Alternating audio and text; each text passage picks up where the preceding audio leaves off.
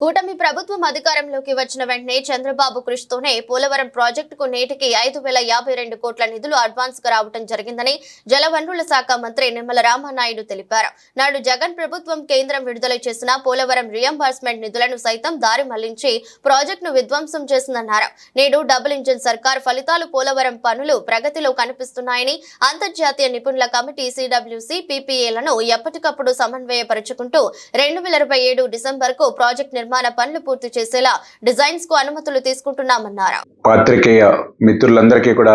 నమస్కారాలు తెలియజేసుకుంటూ 2019 నాటికి 72% పూర్తయినటువంటి పోలవరం ప్రాజెక్టు గత ప్రభుత్వ పాలన పాపం ఫలితంగా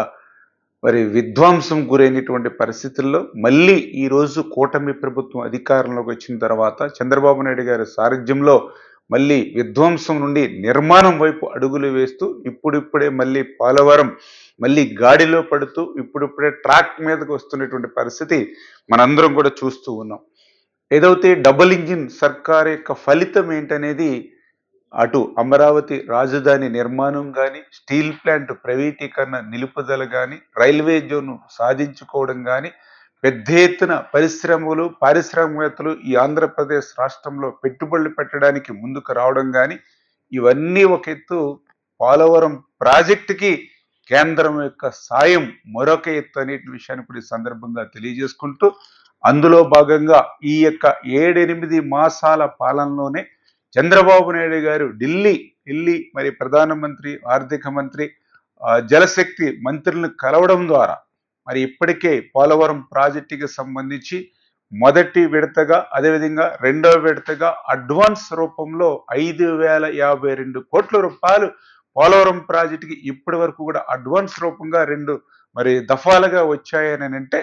ఇది పోలవరం నిర్మాణం పట్ల చంద్రబాబు నాయుడు గారికి ఉన్నటువంటి చిత్తశుద్ధికి ఇది ఒక నిదర్శనం అని చెప్పి కూడా ఈ సందర్భంగా తెలియజేసుకుంటూ ఉన్నా. గతంలో కూడా మనం చూసాం. మరి ఆ రోజు 14-19 చంద్రబాబు నాయుడు గారి హయాంలో పోలవరం ప్రాజెక్టు నిర్మాణం పనులు పరిగెత్తించి పనిచేసి ఆ రోజు కేంద్రం నుంచి నిధులు రాకపోయినా రాష్ట్ర ప్రభుత్వం నుంచి నిధులు ముందుగా ఆ రోజు ఖర్చు పెడితే మళ్ళీ 19-24 జగన్మోహన్ రెడ్డి పాలనలో మరి గత చంద్రబాబు నాయుడు గారి హయాంలో ఖర్చు పెట్టినటువంటి ఆ యొక్క రియంబర్స్మెంట్ నిధులు జగన్మోహన్ రెడ్డి ప్రభుత్వానికి వస్తే ఆ నిధులను కూడా పోలవరానికి ఖర్చు పెట్టకుండా